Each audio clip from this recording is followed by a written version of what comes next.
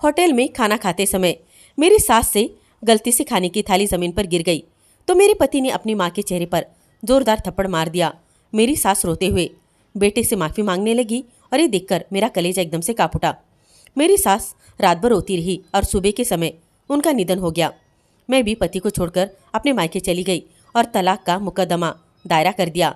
फिर जब अपना सामान लेने गई तो पति को देखकर मेरा कलेजा फटने लगा, क्योंकि अचानक नींद से मेरी आंख खुली और मैं घबरा कर उठ बैठी।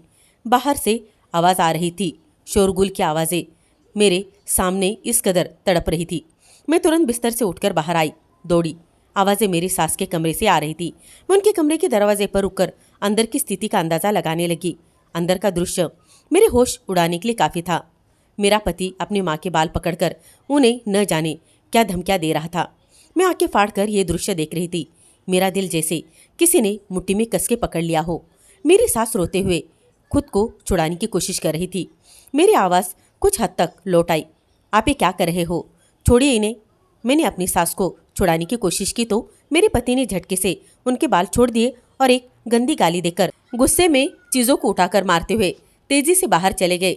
मेरी सास रोते हुए मेरा बाजू पकड़ ली, तुम्हारा बहुत बहुत धन्यवाद बहू। उनकी दर्द भरी आवाज़ सुनकर मेरा दिल तड़प उठा। मैं हैरान थी कि कोई अपनी माँ के साथ ऐसा व्यवहार कैसे कर सकता है। आप आराम कीजिए, मैं आपके लिए नाश्ता बनाकर लाती हूँ। मैंने अपनी सास को थोड़ी सी हिम्मत दी और तुरंत अपने पति की तलाश में बाहर निकल आई ताकि उससे इस बारे में बात कर सकूं। लेकिन वो घर से बाहर जा चुका था। मैं हैरान परेशान चूल्हे के सामने खड़ी सोच में डूबी हुई थी। वो दृश्य मेरी आंखों के सामने बार बार ऐसे ही घूम रहा था। मुझे अपने पति का ये व्यवहार किसी भी तरह स्वीकार नहीं हो रहा था। मैं गर्मा गर्मी नाश्ता बनाकर अपनी सास के लिए लेकर चली गई। उनके गालों पर वो हाथ ऐसे ही मुझे दिख रहा था। मेरा दिल दर्द से भर आया। आप नाश्ता कर लीजिए, मैंने आगे बढ़कर सासू माँ को पूछा और नाश्ता उनके सामने रख दिया। वो चुपचाप एक एक निवाला मुंह में डालने लगी। मैं तेज़ी से उठकर बाहर निकल आई क्योंकि मेरी अपनी आंखों से आंसू बहने वाले थे। मैं कमरे में टहलते हुए अपने पति के इंतजार में थी। जब तक उससे बात ना कर लूँ मुझे चैन कहाँ आने वाला था। मेरा नाम सुमित्रा है। मेरे माता पिता पढ़े लिखे नहीं थे, लेकिन वे अच्छे परिवार से संबंध रखते थे। वे दोनों ही बहुत समझदार और सुलझे हुए थे। पिताजी को जहाँ परिवार की इज्जत की बहुत चिंता रहती थी, वहीं माँ को अपनी सारी इज्जत की बहुत ही ज़्यादा कूट कूट कर परवाह उनके अंदर भरी हुई थी। हम जरूर गरीब थे, लेकिन आत्मसम्मान से भरे हुए थे। पिताजी ने पूरी जिंदगी इतनी मेहनत की, हम भाई बहनों को ना सिर्फ पाला पोसा बल्कि अच्छी शिक्षा भी दिलवाई, लेकिन कभी किसी के सामने हाथ फैलाने नहीं दिए थे। अपने हालात का रोना हमने कभी नहीं रोया, चाहे घर में हमने चटनी रोटी खाई हो या सिर्फ पानी पीकर अपना पेट भरा हो। माँ ने कभी अपने मायके वालों के सामने अपनी स्थिति का कभी जिक्र नहीं किया। माँ का कहना था कि अपनी स्थिति किसी को बताने का कोई मतलब नहीं होता, अपने आप को ही सब कुछ संभालना पड़ता है। इसलिए कभी अपने खराब हालात किसी के सामने नहीं रखना चाहिए, बल्कि मेहनत करके अपनी स्थिति बदलने की कोशिश करनी चाहिए। माँ बाप की ईमानदारी और रहन सहन देखकर हम सब भाई बहनों का स्वभाव वैसे ही हो गया था। उन्हें झूठ बोलना, गलत काम करना बिल्कुल भी पसंद नहीं था, इसलिए हम भी कभी किसी के सामने झूठ बोलने की हिम्मत नहीं करते थे। माँ ने हमारी परवरिश बहुत अच्छे मूल्यों पर की थी। मैं घर से सबसे बड़ी बेटी थी, इसलिए माँ की समझदार और आगे रहने वाली बेटी। स्कूल से आने के बाद मैं माँ के घर में कामों में हाथ लगाती, मदद करती और छोटे भाई बहनों को पढ़ाती। माँ मुझसे बहुत ज़्यादा खुश रहती क्योंकि मैं उनकी आज्ञाकारी बेटी थी और यह सब मैंने माँ बाप से ही सीखा था। माँ बाप खुद भले ही पढ़े लिखे नहीं थे, लेकिन उन्हें पढ़ने का बहुत शौक था। उन्होंने हमारी पढ़ाई बहुत अच्छे से की थी। मेरी पढ़ाई पर बहुत ज़्यादा ध्यान दिया था। सभी भाई बहन हर साल अच्छे अंकों से पास होते। परिवार में किसी को ये नहीं मालूम था कि हमारे घर की स्थिति क्या है। सब हमें संपन्न समझते, जबकि महीने का खर्चा माँ कितनी मुश्किल से चलाती, इसका अंदाज़ा मुझे भले ही न था। मैंने जब इंटर में पास किया तो माँ बाप की अनुमति से पास के एक स्कूल में ही नौकरी कर ली। माँ बाप नहीं चाहते थे कि मैं नौकरी करूं। उनका कहना था कि मुझे अपनी पढ़ाई पर ध्यान देना चाहिए, मगर मैं देख रही थी कि जैसे जैसे भाई बहन बड़े हो रहे थे, घर की ज़रूरतें और खर्चे बढ़ते जा रहे थे। इसलिए मैं चाहती थी कि पिताजी का सहारा बनूं। पिताजी की तबीयत कुछ दिनों से बहुत ख़राब चल रही थी, फिर भी वो बिना परवाह किए मेहनत करते रहे। माँ भी घर में छोटे मोटे काम करके कुछ अधिक कमाई कर लेती, मगर ये कमाई हमारे घर में ज़्यादा काम नहीं आती थी। ज़्यादा आमदनी की ज़रूरत बहुत ज़्यादा पड़ने लगी और इसके लिए भी मुझे ही आगे आना पड़ा, क्योंकि मेरा भाई घर में सबसे ज़्यादा छोटा था। फिलहाल उससे इस जिम्मेदारी की उम्मीद नहीं की जा सकती थी। मैंने निश्चय किया था कि मैं पिता का हाथ बटाऊंगी। माँ बाप ने मेरी जिद देखकर मुझे भी अनुमति दे दी। मैंने पास के ही स्कूल में नौकरी कर ली। मेरी तनख्वाह ज़्यादा तो नहीं थी, लेकिन कुछ भी ना होने से तो बेहतर थी। उस तनख्वाह से मैं कुछ अतिरिक्त घर की आवश्यकता पूरी कर लेती। जब मैंने अपनी पहली तनख्वाह पिता को देने की कोशिश की तो उन्होंने साफ मना कर दिया। उनका कहना था कि बेटी के पैसे पे हाथ नहीं लगा सकते। यही बात माँ ने भी कही। उन्होंने कहा कि तुम्हें पैसे अपनी शादी के लिए जोड़ लो, हमारे पास इतना नहीं है कि हम तुम्हें अच्छा दहेज दे सके। तुम अपनी इच्छा से अपनी ज़रूरत की चीज़ें ले सकती हो। मैंने कुछ पैसों की ऐसी ही पूंजी बना ली और बाकी पैसे घर के अतिरिक्त खर्चों में लगा दी। घर के मामलों में माँ पिता हाथ बटाने की मेरी ये आदत उनको अच्छी नहीं लगती, लेकिन मैं कोशिश करती। मैं अक्सर अपने भाई बहनों की फरमाइशें पूरी कर दिया करती और अगर घर के लिए कोई सामान या ज़रूरत होती तो मैं अपने छोटे भाई से मंगवा लिया करती। मैं खुश थी कि मैं अपने पिता का सहारा बन रही हूँ। मैंने अपनी पढ़ाई अधूरी नहीं छोड़ी थी, बल्कि नौकरी के साथ साथ अपनी शिक्षा भी जारी रखी थी। मेरा इरादा था कि पढ़ाई पूरी करने के बाद किसी अच्छे स्कूल में नौकरी के लिए आवेदन कर सकूं ताकि मेरी तनख्वाह बढ़ सके। जब मैंने बीए पूरा किया तो मैंने वही नौकरी छोड़कर एक दूसरे स्कूल में अच्छी नौकरी कर ली। ये स्कूल पहले वाले स्कूल से बहुत ही ज़्यादा बेहतर था और यहाँ सीखने के लिए कई मौके भी थे, साथ ही तनख्वाह भी बहुत अच्छी थी। मैं स्कूल में अपने काम से काम ही रखती थी क्योंकि मैं मेहनती थी, इसलिए जल्दी ही प्रिंसिपल की नज़र मुझ पर पड़ गई। वो मेरे काम से बहुत ही ज़्यादा सहमत हो गए। बच्चे भी मुझे बहुत ज़्यादा पसंद करने लगे थे क्योंकि मैं उन्हें दिल से पढ़ाया करती थी। मैंने कभी किसी बच्चे को नहीं डांटा था, फिर भी वो मेरे विषय में मन लगाकर पढ़ते और अच्छे अंक लाया करते थे। स्कूल के प्रिंसिपल मुझसे बहुत ही ज़्यादा खुश होने लगे, इसलिए उन्होंने मुझे जल्दी ही पदोन्नति दी और मेरी तनख्वाह भी बढ़ा दी। मैं खुश थी और रात के समय अपनी पढ़ाई जारी रखते हुए मेरी किसी से ज़्यादा दोस्ती भी नहीं हुई थी और मैं अपनी दुनिया में ही मग्न रहती थी। क्या आप सारा दिन काम में ही मग्न रहोगी या कुछ खा पी भी लोगी? मैं धूप में बैठकर स्कूल के बच्चों की कॉपियाँ जांच कर रही थी, तभी मुझे अपने पीछे पुरुष का स्वर सुनाई दिया तो मैंने चौंक कर देखा। वो कोई युवक था जो मुझे खड़ा देखकर मुस्कुरा रहा था। मैं उसे नहीं जानती थी। क्या मैं यहाँ बैठ सकता हूँ? उसने पास रखी कुर्सी की ओर इशारा किया तो मैंने आश्चर्य से सर घुमाकर देखा। सभी अध्यापक आसपास बैठे हुए थे, अपने अपने कामों में व्यस्त थे। मैंने उलझन में पूछा। वो हल्के से मुस्कुरा दिया। कमाल है, आप मुझे नहीं पहचानती? मेरा नाम विराट है। स्कूल में नौकरी करते हुए आज मेरा तीसरा दिन है और आप मुझे जानती नहीं? वो शरारत से बोला तो मैं एकदम से चौंक गई। अभी कुछ दिन पहले ही शिक्षिका स्कूल छोड़कर गई थी, शायद वो इन्हीं की जगह आया होगा। ओह अच्छा, मुझे पता नहीं चला, मैंने धीरे से कहा और उसे बैठने का इशारा कर दिया। वो मुझे कुछ देर ऐसे ही बैठकर देखता रहा। मैं दोबारा अपनी कॉपियाँ जांच में लगी रही और व्यस्त हो गई, लेकिन शायद उसे बोलना बहुत पसंद था। काम के दौरान वो लगातार बोलता ही जा रहा था और अपने बारे में सब कुछ बताता जा रहा था। वो अपने घर का इकलौता बेटा था, जबकि उसकी बीमार माँ उस पर ही निर्भर थी। उसके पिता का कुछ समय पहले ही निधन हो गया था। उसका कहना था कि स्कूल उसका लक्ष्य नहीं है, बल्कि वो आगे जाकर धार्मिक संस्था में जीना चाहता है। मैं चुपचाप उसकी बातें सुनती रही। मुझे उसमें या उसकी बातों में कोई भी दिलचस्पी नहीं थी, बल्कि मुझे इस बात की चिंता हो रही थी कि मेरा काम देर से हो रहा है।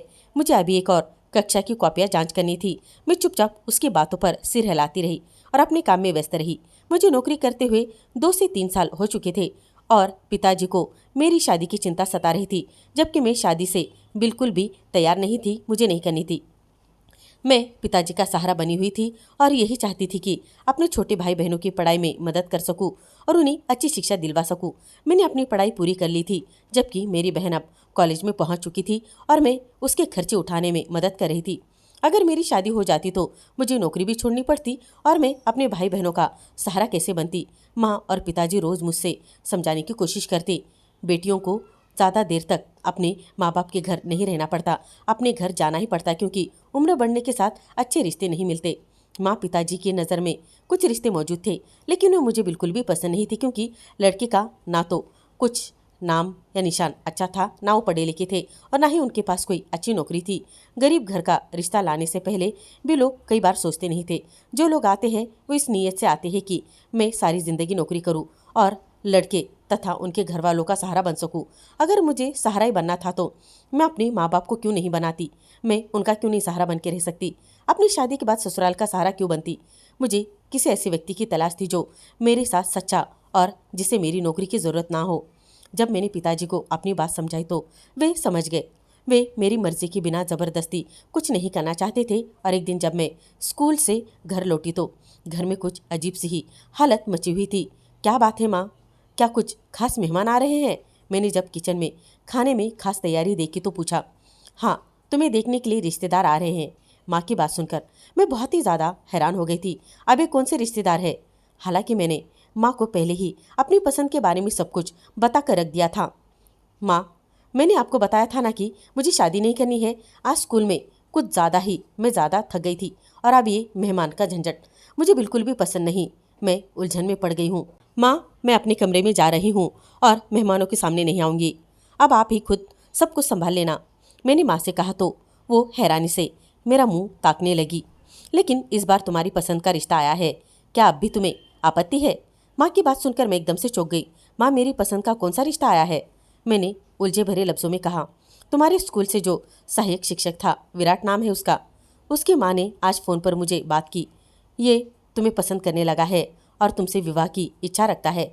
आजकल वो किसी अच्छी कंपनी में नौकरी भी कर रहा है। माँ ने मुझे पूरी बात बताई तो मैं हैरान होकर माँ को देखने लगी। विराट, वो तो सिर्फ 2-3 महीने के लिए हमारे स्कूल में कार्यरत रहा था।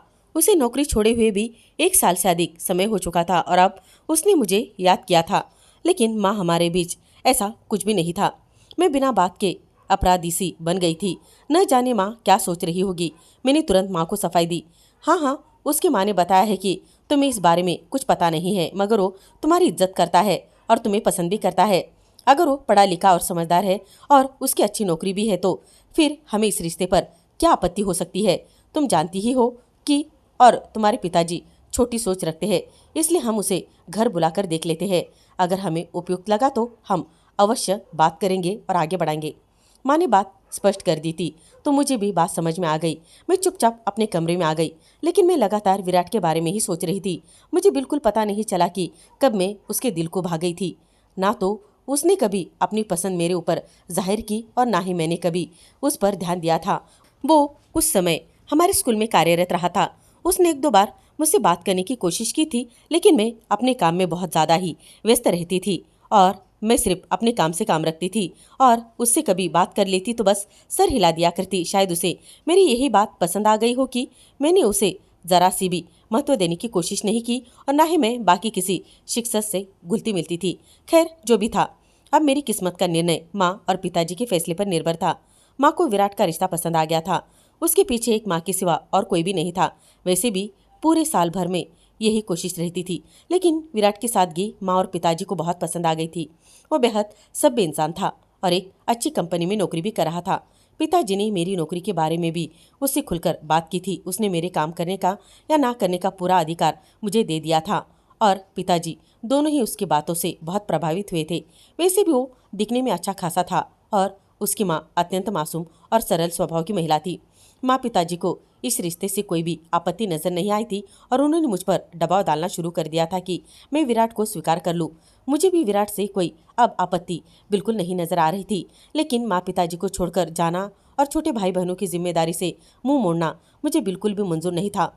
मैंने माँ पिताजी को बहुत समझाने की कोशिश की, लेकिन आखिरकार उनकी ही ममता और जिम्मेदारी का भाव मुझ पर आ गिरा था। उनके लिए अपनी बेटी को सम्मान और प्यार के साथ विदा करना सबसे महत्वपूर्ण अधिकार था और मैं अपनी जिद से उनकी खुशी में रुकावट नहीं डालना चाहती थी। मैंने अपनी इच्छाओं को एक और रखकर माँ और पिताजी की बात मान ली और उन्होंने विराट के साथ मेरा रिश्ता तय कर दिया। मैंने अपनी समिति के पैसे जमा कर रखे थे, इसलिए शादी की तैयारियां शुरू कर दी। पिताजी ने भी अपने कुछ दोस्तों से कर्ज लिया ताकि शादी का दायित्व अच्छे से निभा सके। मैं नहीं चाहती थी कि शादी में कोई भी शोरगुल हो जाए या फिजूल खर्च हो जाए जिसमें माँ और पिताजी परेशान हो जाए, इसलिए मैंने शादी के लिए केवल आवश्यक और जो भी चीज़ें ज़रूरी थी वही खरीदी। विराट और उसकी माँ ने तो दहेज की कोई भी मांग नहीं रखी थी, ना ही किसी विशेष चीज़ की इच्छा जताई थी। उन्होंने हर मामले में हमारा पूरा ध्यान रखा था और शादी इसी ही शादीशुदा जुड़े में हमारे लिए रखने के लिए कहा था। उन्होंने अपनी तरफ से बारात भी बहुत कम लाई थी और माँ और पिताजी ने पहले ही विराट की शराफत माँ और पिताजी ने वैसे भी उसकी शराफत खुशी खुशी स्वीकार की थी। अब वे उसके फैसले और समझदारी से बहुत ही ज़्यादा प्रशंसक हो चुके थे। इस तरह मैं विदा होकर विराट के घर उसके वहाँ पर आ गई जहाँ एक नई जिंदगी मेरा इंतजार कर रही थी। मैंने अपने ससुराल में व्यवहारिक जीवन की शुरुआत की। मैंने स्कूल की नौकरी शादी से कुछ समय पहले ही छोड़ दी थी। मैं चाहती थी कि मैं अपने घर पर ध्यान दूं, और जब आवश्यकता नहीं थी तो नौकरी की क्या जरूरत थी और क्यों व्यर्थ में भागदौड़ कर सकूं। मेरी सास का व्यवहार मेरे पति बहुत ही अच्छा था और विराट का बर्ताव भी बहुत ही ज्यादा स्नेहपूर्ण था। उन्होंने पहले दिन ही मुझसे अपने पसंद होने का इजहार कर दिया था। विराट ने बताया कि वे मुझे पहले दिन ही जब नज़र पड़ती तभी उन्होंने मुझे पसंद कर लिया था, लेकिन उन्होंने कभी मेरे सामने अपनी पसंद जाहिर नहीं की थी, क्योंकि वे समझ गए थे कि मैं ऐसी वैसी लड़की नहीं हूँ जो किसी की बातों में आ सकूँ। इसलिए उन्होंने यही तय किया कि जब भी शादी का अवसर आएगा वे अपनी माँ को इस रिश्ते के बारे में बोलेंगे और भेजेंगे, और उन्होंने ऐसा ही किया। अपने पति के मुँह से सुनकर मैं बहुत ही ज़्यादा खुश हो गई थी। मुझे पसंद करते थे, मैं खुशी से फूली नहीं समा रही थी। ये बात मुझे बहुत अच्छी लगी। विराट ने मुझे पाने के लिए एक उचित और सम्मानजनक रास्ता अपनाया था। अगर वे मुझसे दोस्ती की इच्छा रखते या अपनी पसंद की सीधी सादी वो इजहार कर देते तो मैं उन्हें अवसर नहीं देती और हमारी प्रेम कहानी अधूरी रह जाती। लेकिन उन्होंने जिस समझदारी और तरीके से अपनाकर अपनी भावनाओं का इजहार किया था, उसने मुझे और भी ज़्यादा प्रभावित कर दिया था, और इसी तरह मैंने नई जिंदगी की शुरुआत की। मेरी शादी को अभी एक ही हफ्ता हुआ था कि मैंने अपने पति को अपनी माँ पर हाथ उठाते देखा। ये दृश्य मेरे बिल्कुल भी असहनीय था। ये मैं देख नहीं सकती थी। मुझे कभी अंदाज़ा नहीं था कि विराट ऐसा इंसान हो सकता है जो अपनी माँ पर ही हाथ उठा सकता है। मैं हैरान थी और समझ नहीं पा रही थी कि क्या करूं। मैंने विराट से बात करने की बहुत कोशिश की। माँ पर हाथ उठाना तो दूर, उनसे ऊंची आवाज़ में बात करना भी गलत है। तुमने तो पढ़े लिखे और समझदार होकर भी ये हरकत की है। माँ बाप के साथ ऐसा व्यवहार कैसे कर सकते हो? लेकिन उसके चेहरे पर पछतावे की कोई भी सिकंज नजर नहीं आ रही थी। उल्टा वो मुझे ही जवाब देने लगा, मगर उसकी बातों में कोई दम नहीं था। मुझे समझ नहीं आ रहा था कि आखिर ऐसा कौन सी वजह थी उसने अपनी माँ पर ही हाथ उठाया, और विराट के पास इसका कोई ठोस कारण भी नहीं था। उसने कहा मेरी मान पढ़ है। उनके इस शब्द मुझे हैरान कर रहे थे। क्या माँ बाप को सिर्फ उनके अनपढ़ होने की वजह से अपमानित किया जा सकता है? मैंने अपने अपने माता पिता को बिना पढ़े लिखे ही बहुत इज्जत दी थी, लेकिन उन्होंने मुझे जिंदगी के तौर तरीके बहुत अच्छी तरीके से समझा दिए थे। माँ बाप का अनुभव और त्याग ही उनकी सबसे बड़ी शिक्षा होती है। ये बात मैं विराट को चाहकर भी नहीं समझा पा रही थी। मुझे एहसास हो गया था कि विराट को समझाना बेकार है, लेकिन फिर भी मैंने अपनी कोशिश पूरी तरीके से जारी रखी। शायद उसे अपनी गलती का एहसास हो जाए। मैंने उसे समझाने की बहुत ही ज़्यादा कोशिश की, उसे जिम्मेदारी निभाने की भी कहा। वो आगे कभी अपने माँ पर हाथ ना उठाए, माँ की महत्व और उसकी जो भी मेहनत है वो समझे, उसको दर्जा दे, उसे एहसास होना चाहिए। मैंने उसे उदाहरण देकर समझाया और भगवान के प्रकोप से भी डराया। मैं नहीं चाहती थी कि वो दोबारा ऐसी हरकत करे। इस घटना के बाद विराट की इज्जत मेरे दिल में बहुत ज़्यादा कम हो गई।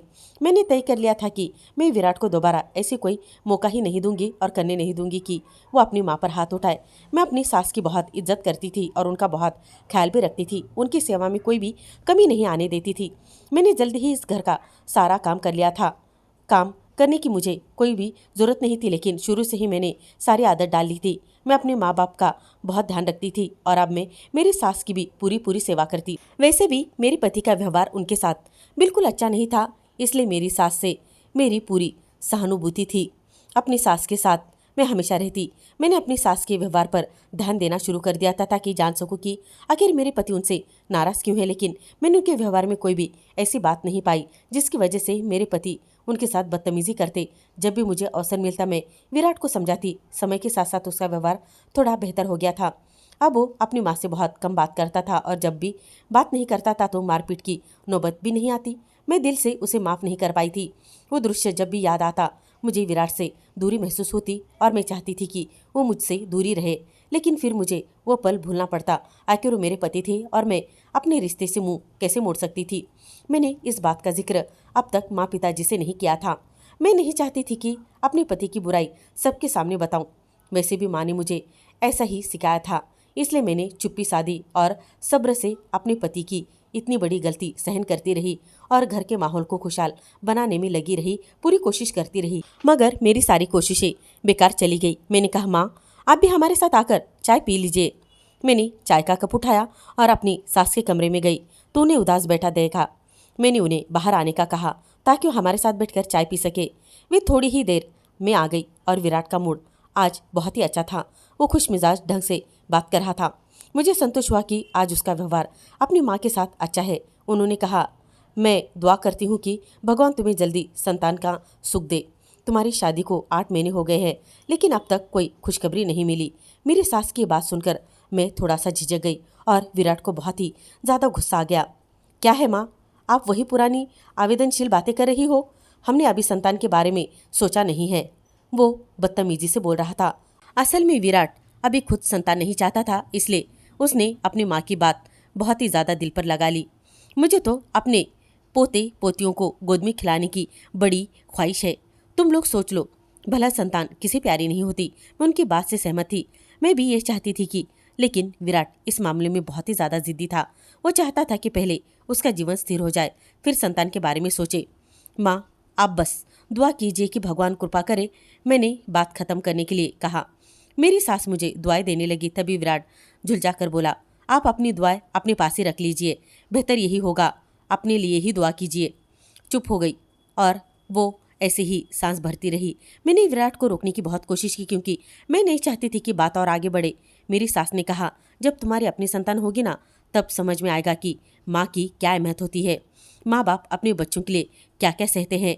इस पर विराट बहुत ही ज़्यादा भड़क गया और अपनी माँ पर चढ़कर दौड़ने लगा। विराट अपनी माँ पर बहुत ही ज़्यादा गुस्सा होने लगा, चढ़ गया। आपने मेरे लिए किया ही क्या है? हमेशा तरसाया है मुझे हर चीज़ के लिए, अब आप मुझे बद्दुआ दे रही है? वे गुस्से से चिल्लाया। मेरी सास बहुत ही ज़्यादा घबरा कर खड़ी हो गई। तब उसने अचानक मुक्का मार दिया। मैं उसे रोक नहीं सकी। मेरी सास का चेहरा अपमान से लाल हो गया था। वह अपने आंसू चुपचाप अपने कमरे में पहुंचकर चली गई और विराट गुस्से में घर से बाहर निकल गया। ये दृश्य बार बार मुझे झिझोड़ रहा था। उसने मेरी आंखों के सामने अपनी माँ पर हाथ उठाया था। मैंने उसे कितनी बार समझाया, मगर उस पर कोई भी असर नहीं हुआ। शायद उसे किसी को मारने की आदत थी, तभी उसका हाथ अपने आप ही उठ जाता था, मगर उसने कभी अपनी आदत सुधारने की कोशिश नहीं की थी। मुझे बहुत शर्मिंदगी महसूस हुई। भला उनकी गलती ही क्या थी? मैंने सोच लिया था कि इस बार मैं विराट से शांत होकर बात नहीं करूंगी, बल्कि उसे साफ साफ बता दूंगी कि मैं ये सब बर्दाश्त नहीं कर सकती। अगर मैं इस मामले में चुप रही तो खुद को दोषी ठहराऊंगी। जब वो घर आया तो उसका गुस्सा ठंडा हो चुका था। खाना लगा दो, बहुत भूख लगी है, उसने कहा। उसके व्यवहार से ऐसा लग रहा था जैसे कुछ हुआ ही ना हो। मैंने खाना गर्म करने के बाद उसके सामने रख दिया। तुम भी आ जाओ, उसने कहा।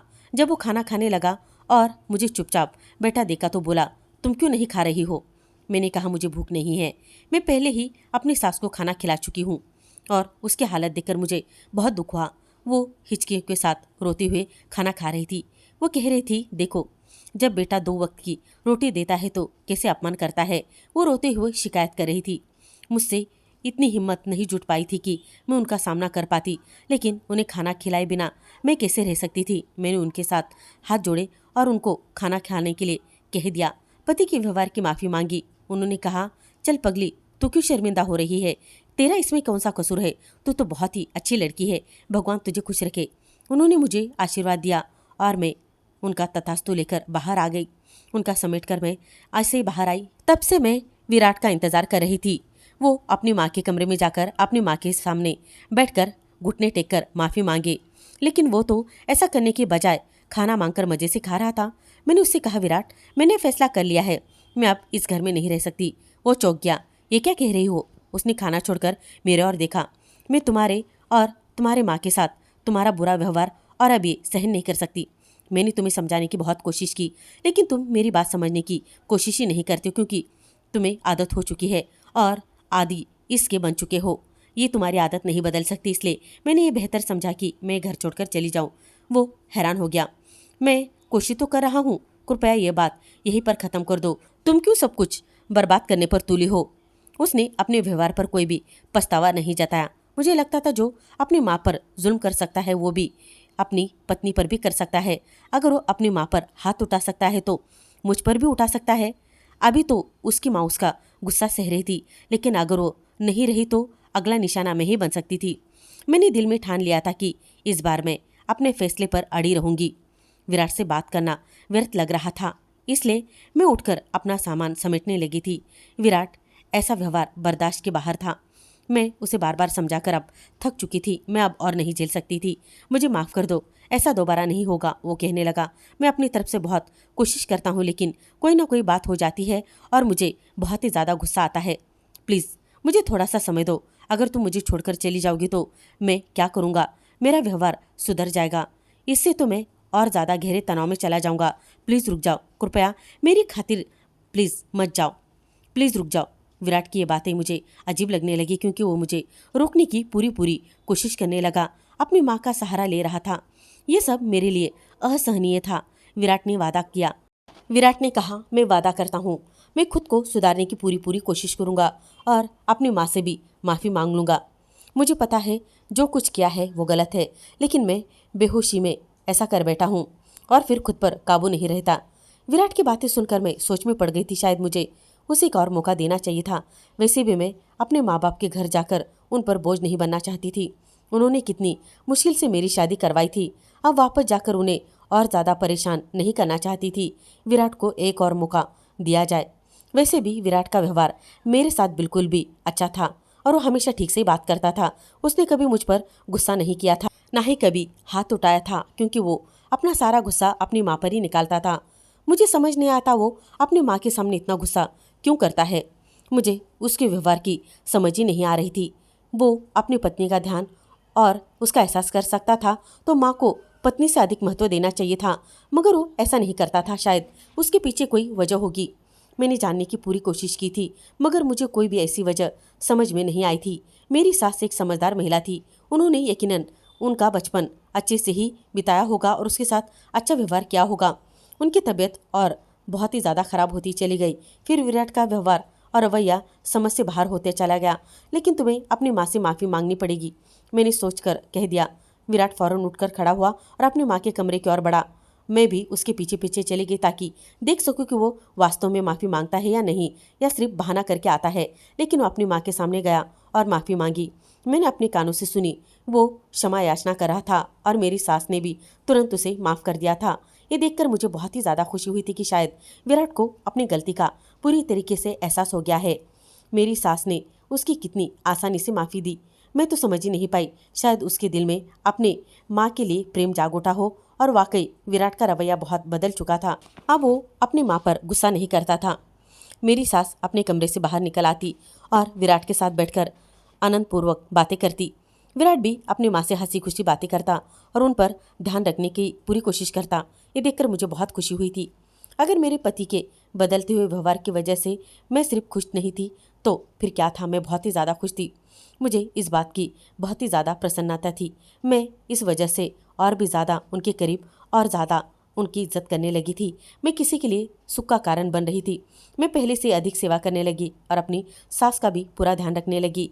वे मुझे दिल खुलकर दुआएं देती। मेरी शादी को 2 वर्ष हो चुके थे। पिछले काफ़ी समय से विराट ने अपनी माँ के साथ कोई भी बदतमीजी नहीं की थी और अब वो संतान के बारे में भी सोचने लगा था।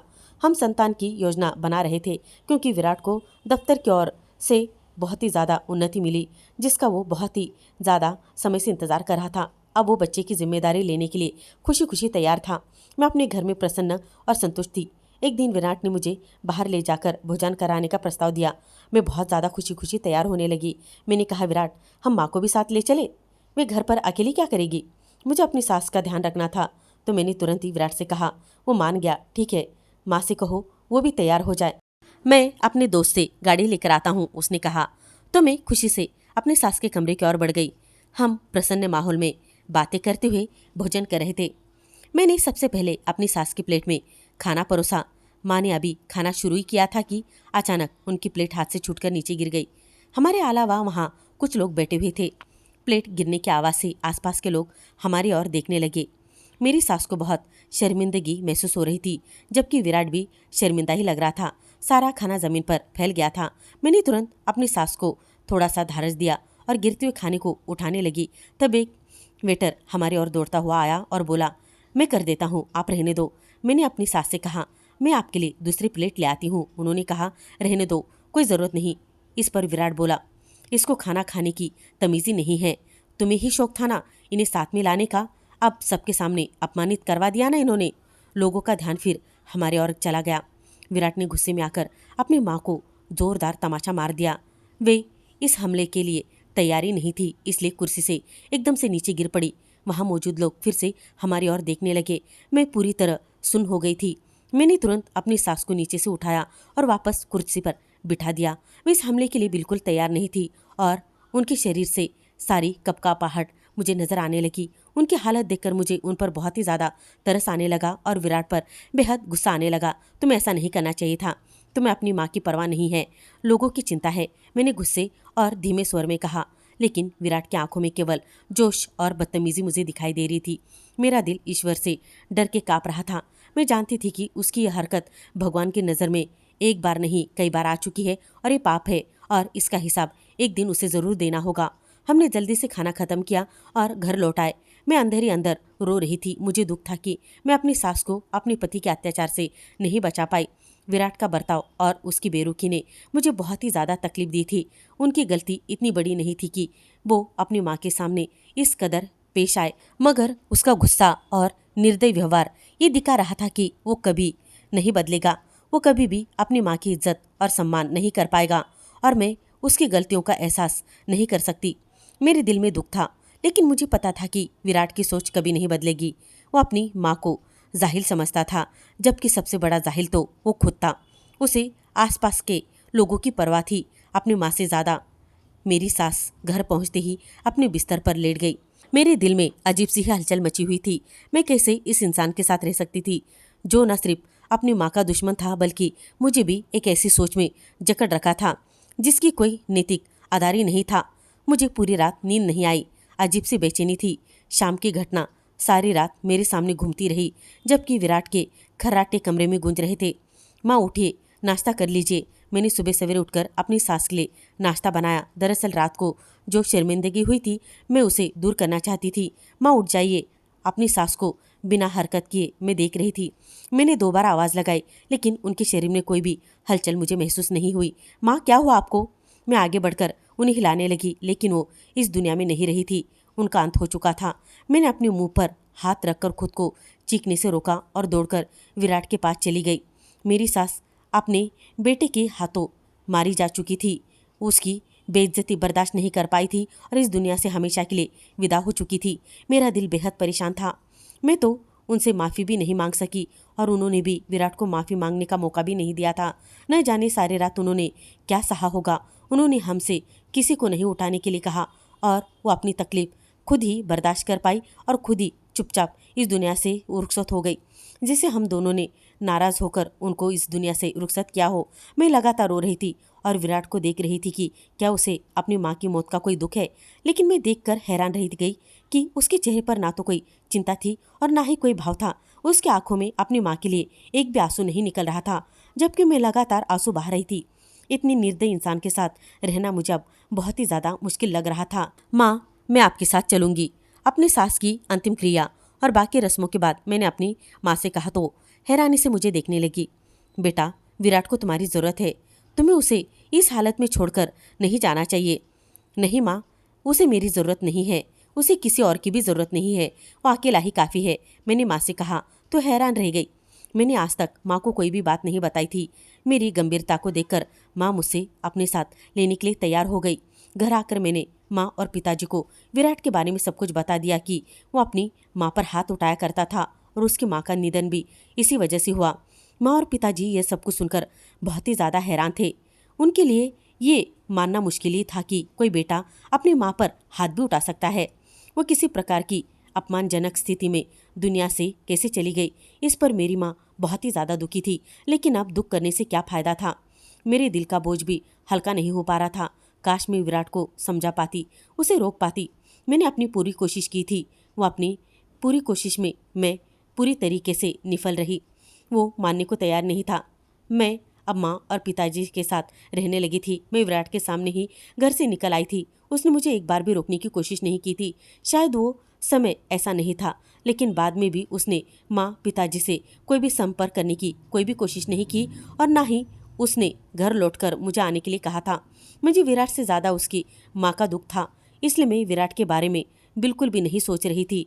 जब भी मैं उसके बारे में बहुत ज़्यादा सोचती तो मेरा दिल एक अजीब से बोझ के तले दब जाता था। ऐसा महसूस होता था जैसे बहुत बड़ा बोझ मेरे मन पर था। अपनी हालत से बचने के लिए मैं खुद को कामों में व्यस्त रखने लगी थी। तुम अच्छे से समझ लो सुमित्रा, तुम्हें क्या फैसला करना है? क्या तुम विराट का साथ दोगी या उसे छोड़ दोगी? माँ ने मुझसे पूछा। मेरा दिल नहीं चाहता। वो बहुत ही निष्ठुर आदमी है। जो अपनी माँ का नहीं हो सका, वो मेरा क्या होगा? अब जब उसकी माँ ही नहीं रही तो यकीनन वो मुझ पर ही हाथ उठाएगा। मैं विराट की प्रकृति को अच्छी तरीके से समझ चुकी थी। मैंने इस बारे में माँ पिताजी से साफ साफ बात कर ली थी। उन्होंने मुझ पर कोई भी उस वक्त दबाव नहीं डाला।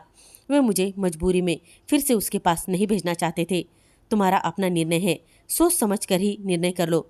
हमें तुम्हारे यहाँ रहने से कोई भी आपत्ति नहीं है। तुम ये मत समझना कि तुम हमारे लिए बोझ हो। माँ की ये बात सुनकर मेरी आंखों में आंसू आ गए थे। मैं उसी दिन माँ के साथ चली आई थी, इसलिए कोई भी सामान नहीं ले पाई थी। कुछ दिनों बाद मैं अपनी ज़रूरत का सामान लेने के लिए विराट के घर गई। मुझे नहीं पता था कि वो उस वक्त घर पर मौजूद होगा या नहीं। मेरे पास घर की एक अधिक दूसरी चाबी थी जो उसी दिन मेरे पर्स में रखी गई थी। उसी से दरवाज़ा खोलकर मैं भीतर दाखिल हुई। पिताजी ने मुझे छोटे भाई के साथ वहाँ पर भेजा था। मैंने जानबूझकर वो समय चुना था जब विराट दफ्तर में होता है। घर के भीतर अजीब सी बदबू फैली हुई थी। शायद कई दिनों से सफाई नहीं हुई थी। मैं अपने कमरे की ओर बढ़ी। जो दृश्य मेरे सामने आया उसने मेरी सांसें एकदम से रोक कर खड़ी कर दी। कमरे में सड़न और बदबू फैली हुई थी। जब मैं भीतर गई तो मेरे पैरों तले से एकदम जमीनी खिसक गई। उसकी हालत देखकर ऐसा लगा जैसे वो कई दिनों से बेशुद्ध पड़ा हुआ हो। शरीर पर कीड़े चल रहे थे और आंखों से मृत्यु का भय साफ झलक रहा था। उसके शरीर में अभी भी थोड़ी सी जान बाकी थी और आंखें दरवाजे के ऊपर टिकी हुई थी। न जाने कब से वो लकवे का शिकार था। उसके शरीर से बेहद बदबू आ रही थी और पहचानने में भी वो नहीं आ रहा था। दर्द और सिरहाने की लहर में पूरे शरीर में उसे दौड़ा दिया था। मैंने तुरंत छोटे भाई की आंख पर हाथ रखा और उसे बाहर ले आई। भीतर का दृश्य उसके लिए असहनीय था। मैं स्तंभ रह गई थी। विराट की दशा देखकर मेरा पूरा शरीर कांपने लगा। मैंने रोते हुए कांपते हाथों से पिताजी को फ़ोन मिलवाया। वो व्यक्ति जिसने अपनी माँ को थप्पड़ मारा था, इंसानियत का सम्मान नहीं किया था, मर्यादा पूरी तरीके से उलांघ दी थी। जिंदगी का उसने अपनी माँ को कभी हिस्सा नहीं माना था। आज वही व्यक्ति पीड़ा और अपमान का शिकार था। ऐसा लग रहा था जैसे ईश्वर ने उसकी बुराइयों का हिसाब लिख दिया हो। ये सिर्फ उसके शरीर की दुर्दशा नहीं थी बल्कि उसके मन की गंदगी और आत्मा की पीड़ा का प्रतिबिंब भी था। मेरे दिल में कोई हमदर्दी नहीं थी, मुझे कोई पछतावा नहीं था। मैं जानती थी कि जो व्यक्ति अपने सबसे निकट संबंध यानी अपनी माँ के साथ इस कदर व्यवहार करे उसका अंत कभी अच्छा नहीं हो सकता। लेकिन एक पत्नी के रूप में उसकी बीमार में उसका साथ देना मेरा कर्तव्य था। मैंने पिता की मदद से उसकी गंदगी साफ की और उसे अस्पताल पहुंचा दिया। शायद उसके गुस्से की वजह से उसका स्नायु पर आघात हुआ था और उसका शरीर बिल्कुल निष्काम के तरह हो गया था। ये बदला था जो उसके अपने पूरे कर्मों की वजह से आया था। हर कर्म का एक परिणाम होता है और ये परिणाम कभी भी किसी मनुष्य को भोगना पड़ता है ऐसा नहीं होता। हर मनुष्य को जो कर्म करता है उसे भोगना ही पड़ता है। जो व्यक्ति दूसरों के साथ दुर्व्यवहार करता है उसे अंततः स्वयं बुरे का अंजाम करना ही पड़ता है और अंजाम भुगतना पड़ता है। मानवता, प्रेम और सम्मान मनुष्य की सबसे बड़ी विरासत होती है और जो अपनी माँ तथा अपने संबंधियों का सम्मान नहीं करता वो कभी सच्ची खुशी और शांति नहीं प्राप्त कर सकता। मैं अस्पताल में उसके साथ रही और उसकी सेवा में कोई कमी नहीं की। जो व्यवहार उसने अपनी माँ के साथ किया था वो अंजाम वहाँ तक ही उसे पहुँचाना था। उसकी सज़ा अंततः यही थी, लोग उसकी सज़ा से सीख ले। मैंने बहुत कुछ सीखा था और अब ईश्वर से क्षमा की याचना कर रही थी। मैंने उसके लिए भगवान से क्षमा मांगी। भगवान ने उसे क्षमा मांगने की शक्ति छीन ली और उसे इस हद तक लाचार कर दिया था कि वो करुणा भी नहीं से देख सकता था। करुणा से भी देखना उसके लिए अब पछताने के काबिल था। लेकिन मैं उसे कष्ट क्यों देती? मैं उसकी देखभाल कर रही थी। उसकी आंखों में कृतज्ञता थी। निश्चय ही उसे आभास हो गया कि यह उसकी अपनी माँ के साथ बुरे व्यवहार की सजा थी। अस्पताल में उसकी स्थिति कुछ अच्छी बेहतर हुई लेकिन उसकी जान नहीं बच सकी। न जाने कितने दिनों से वो भूखा था। जब मैंने अपने हाथों से उसे भोजन कराया तो उसने चैन की सांस ली। अस्पताल में उसकी तबीयत थोड़ी संभली परंतु अंततः वो एक अस्पताल में ही रहकर वहाँ से विदा हो गया। मुझे उसकी मृत्यु का दुख था लेकिन मैं इस बात से संतुष्ट थी कि मैंने अंतिम समय में उसकी सेवा की और उसके साथ समय बिताया। मैं भगवान से उसकी मृत्यु के बाद भी क्षमा मांगती रही और उसके लिए दान पुण्य करती रही। मैं भगवान से आशा करती हूँ कि वो उसके पापों की क्षमा कर दे। तो दोस्तों, इस कहानी का नैतिक संदेश मोरल है कि हर कर्म का फल अवश्य मिलता है। जो व्यक्ति अपने सबसे प्रिय संबंधी जैसे माँ का सम्मान नहीं करता, उसे अपने बुरे कर्मों का दंड भुगतना ही पड़ता है और ये उसके साथ ज़रूर होना है। लेकिन दूसरों के गलत व्यवहार के बावजूद इंसान को अपने कर्तव्य और मानवता को नहीं भूलना चाहिए। क्षमा, सेवा, करुणा ही मनुष्य की सबसे बड़ी शक्ति होती है। तो दोस्तों, उम्मीद करती हूँ कि आपको हमारी ये कहानी पसंद आई होगी। कहानी पसंद आई हो तो वीडियो को लाइक करें, चैनल पर नए हो तो चैनल को सब्सक्राइब करें और हाँ, नोटिफिकेशन बेल को ज़रूर दबाएं ताकि आने वाले अपडेट सबसे पहले आपको मिले। कहानी सुनने के लिए आपका बहुत बहुत धन्यवाद दोस्तों।